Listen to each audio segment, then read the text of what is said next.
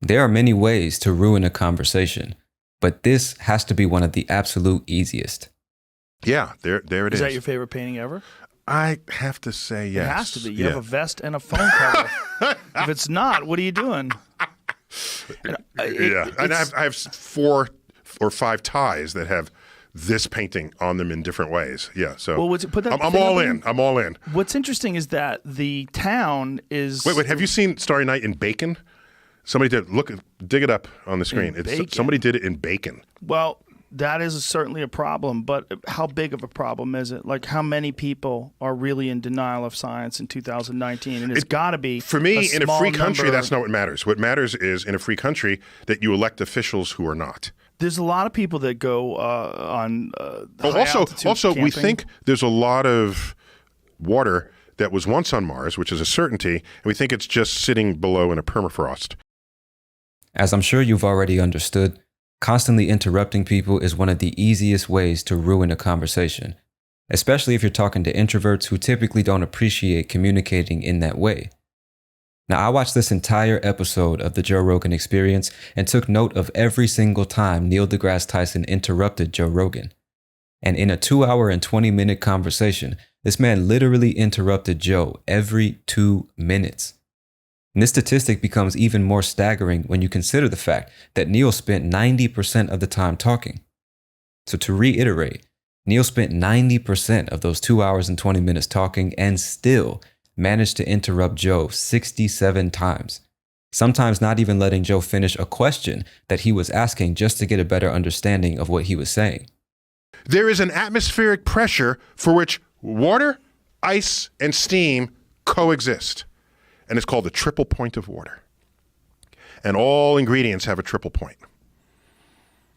Wow. What is the atmospheric pressure? Mars is very close to the triple point of water. Now, Joe is such a gracious host and skilled conversationalist that he didn't seem to let the constant interruptions bother him or discourage him from engaging in the conversation. But it was around the 1-hour mark that he started to visibly demonstrate his frustration. We didn't cancel cars. We got really innovative about how to keep them. I think there's a big difference between cars and human shit that's left in the side of the mountain. I think the real problem, too, is if you value mountain climbing and you want to keep doing it, then you solve the problem. This is what engineers do. If you full cost accounted what all this really costs, then the solar option would look way better than it does relative to it. That's all I'm telling you. But when you're talking about cars and car manufacturers having to pay for roads, isn't that no, like they didn't restaurants? Pay for roads. Isn't that like restaurants having to pay for toilet paper? No. Why is that any different? Probably be larger volume, right? Possibly, but so what? If it's economic, you just do it. Right. And if the battery's all at the bottom of the car, and go like NASCAR, you run in, pop it up. Mm-hmm. Dude, you're old enough to remember when I got to look up this word in a dictionary, and you get through 6 other words. Oh, I never knew that word. Let me read that. You learn other words en route to the word you're targeting. I understand. Okay, so that is how I feel. And that's how I think about my interaction with this world. Which what Apple does with Apple Maps, they shred everything you do. Yes, they do. They where you've been and where you're going. That's correct. But Apple Maps sucks. So you have to, because they don't have enough data. They don't have nearly the amount of data. Google has billions. What is Google giving you that Apple Maps isn't? Now, I should acknowledge that Neil deGrasse Tyson is clearly an intelligent individual who can teach us all about things like astrophysics and how the universe works. He's known for his ability to explain complex scientific concepts in a way that's both engaging and easy to understand. It's clear that he's enthusiastic about his area of expertise and wants to share it as much and as often as possible, even if it can be overwhelming at times. He's also an invited guest on Joe's podcast and therefore has every right to express his opinions and educate Joe whenever possible. However, even industry experts can benefit from improving their communication skills, particularly in the area of active listening. And of course, every conversation is different. There are times when a dialogue is one-sided, or everyone involved is constantly interjecting, making jokes, and not taking anything too seriously. Our communication styles are heavily influenced by our introverted, extroverted, or even ambiverted personalities, as well as our cultural backgrounds and the environments we grew up in. However, What I want you to understand is that to listen is to respect. To listen is to give someone enough time to express themselves completely, while also being attentive to everything from the words they choose, to the tone of their voice, to the reason they're saying whatever it is they're saying. It's showing someone that you value them enough to give them a piece of your most precious resources, your time and your undivided attention. It's showing someone that you want to understand where they're coming from, how they see the world, and what it's like to be them. I went to the Fewer Keck. clouds. Oh, you visited. Yeah, Very I went good. to the Keck more than 10 years ago, the first time. And I got very fortunate. It was a night where the moon was not out. Yes. Moon is And not the astronomer's we favorite thing. Yeah. You want the darkest sky you can. We were worried as we were driving up there that it was really cloudy.